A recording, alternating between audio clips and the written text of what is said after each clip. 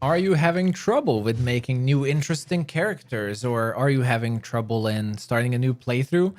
Well, in this video, I will be talking about my favorite classes and just the classes and archetypes that I generally like in Pathfinder, and I just really find interesting and always fun to play in any playthrough.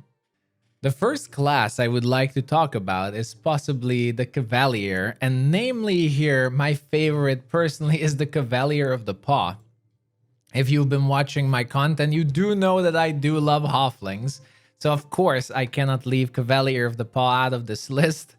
Cavalier of the Paw is a special Cavalier from the Order of the Paw. And these Hofflings, these brave Hofflings are protecting the Hoffling Kingdom and Hoffling settlements and other innocent folk by patrolling the wilderness and seeking out possible threats to both individuals and whole communities. And I just imagine these badass Hofflings under adorable dogs just patrolling and defending their kingdom. And it's really just the most adorable thing ever. I absolutely love the idea of this subclass. And with its strong Cavalier already, they have some very good additional bonuses. Well, first of all, they're not riding an animal companion of a horse, but they have a dog or a wolf. Now, if you know about animal companions, you do know that dogs and wolves can trip, which makes them quite strong, as this Cavalier will be able to trip enemies and just give it more utility to your team. So just in itself, that is a fantastic addition to a Cavalier. Additionally, the Order of the Paw Cavalier gains a +1 dodge bonus to their armor class, as long as they are threatening the target of their challenge. As Cavalier gets a challenge ability like Smite Evil, and if they're near this target while they're riding their mount, they get a +1 dodge bonus to their armor class, and this increases as it goes on. So they do get some nice defensive bonuses as well. Along with that, they do get canine ferocity. That means their wolf or dog is getting a +4 bonus in their combat maneuver as well if they're performing a bull rush or an overrun maneuver.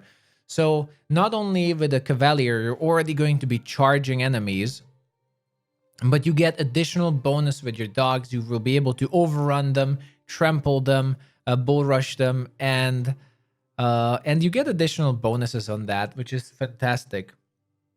And later on, as a Hoffling, what can be more badass than gain a feat called Giant Slayer, that if you're challenging an enemy of a large size, then you get a damage bonus on your attacks equal to half your Cavalier level. It's just also the fantasy of a small Hoffling on its faithful companion, a dog, fighting these giants and dragons is just further increasing the epicness, I think, of this class. The next subclass I don't really choose because of role-playing, but simply I think it's such a strong and such a versatile class, is the Exploiter Wizard. Now, in Pathfinder Wrath of the Righteous, the Arcanist is a new class that they have added, and the Exploiter Wizard is a mixture of Wizard and Arcanist, and you're able to gain Arcanist exploits as you're leveling up, but you do lose your Specialist School. I don't think that's too big of a penalty, but what I absolutely love about this subclass is that if you've been watching my Banisher guide, Wizard guide, then you do get this ability called Potent Magic, which increases your difficulty class of your spells if you're using it, or you can even increase the spell level of your casts. And what I really love about Exploiter Wizard is that straight from the get-go, because of exploits, it gains this versatility that you can go really for any school. It's almost a universalist that you can go for anything, you can specialize in anything, and you will get this minor edge on having more efficient spells.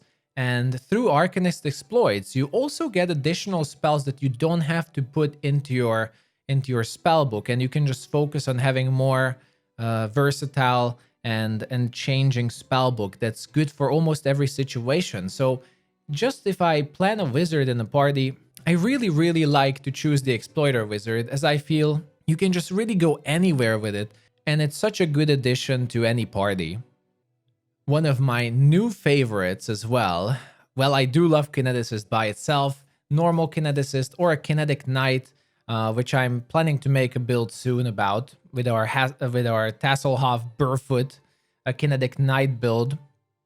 They are really strong characters. Either you build them ranged or melee. Kineticist is really, really powerful.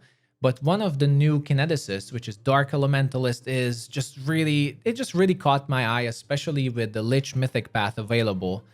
What makes Dark Elementalist just so cool is mostly for role-playing, but it is very, very effective gameplay-wise as well. This Kineticist changes its scaling from Constitution to Intelligence, and their burn mechanic changes to its Dark Studies.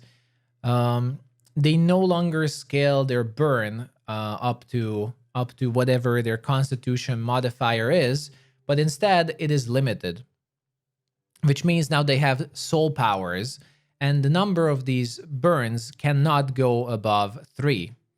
Now, that is quite low if you think about it, but what's really, really cool about this archetype, and I can't wait to do a Lich playthrough with it, is that it is using its Kinetist energies, and once they have overcharged themselves, they can shatter this power to the souls of the corpses around them.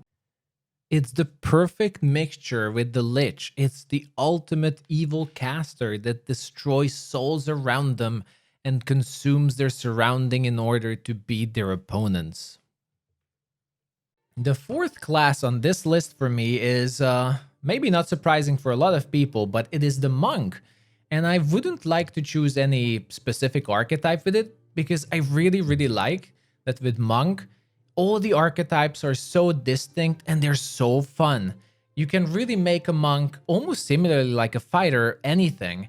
You can be a Sohei riding a horse and using several different martial weapons and still get flurry of blows on them. You can be a Zen archer and use your wisdom into your bow and just channel your monk powers into battles. You can be a sensei, which is a skill master and bard combination, that you're still using your monk powers, but at the same time you inspire your allies and be a little bit more supportive. Or quarterstaff master with its combat maneuver bonuses and using a staff.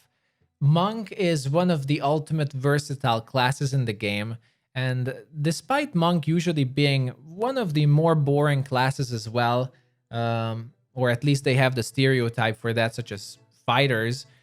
In this one, monks are really different, as especially thanks to their key powers, they just have access to almost anything in the game that normally you would want. From bark skin to abundance stepping, which is dimensional door, to true strikes, to different rays, restoration. They are just a master of all characters as well. And not only that, but you can build them anything. You can just make a monk any type of character, and they almost have infinite replayability and so much role-playing value that it's, again, a very fun character to play.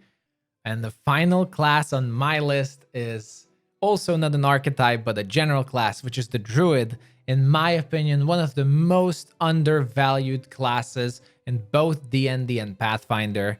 I don't know why, for whatever reason, people are either afraid of using druids or they're just steered away from them. They are not recommended to play druids, or I almost never hear people talk about druids, and I think they're also one of the most versatile and customizable classes, and one of the more fun ones and unique ones as well. Not only they have a very cool spell book of different elements and different spells, from fantastic crowd control to really flashy and pretty elemental magic, Cold Lightning being one of my favorite spells in the game. But they have access to shape-shifting, and shape-shifting in Wrath of the Righteous especially is being buffed. There are multiple ways of making your shape-shifting characters a lot more versatile and stronger. And they have multiple boosting items that you can take throughout the acts, and they're quite balanced throughout the game, and you will have access to them very easily. And not only that, but their subclasses are also quite versatile. Defender of the True World, of course, falling a little bit behind here. It was very good in Kingmaker as you were fighting against Fae. Not so much here, but Fae Speaker with a little bit more focus on Fae magic. Now with 1.1 Elemental Rampager being fixed, and you can do elemental damage with your natural attacks. Super fun. Or you can use Drovier to buff and imbue your allies instead of shapeshifting, and you can still be a very fun caster. They also gain access to pets. Druid is such a unique caster, and I feel there's not enough talk about it, and I really, really wish that would change, and I might make more builds for them as well. But I wish there was more talk of druids at least. Either way, that is my list of my favorite classes in the game. Let me know what classes you like, and if you got in the mood of playing any of these classes I mentioned, let me know. Let's have some good discussions in the comment section, and as always, thank you for watching, thank you for supporting, and I'll see you guys next time.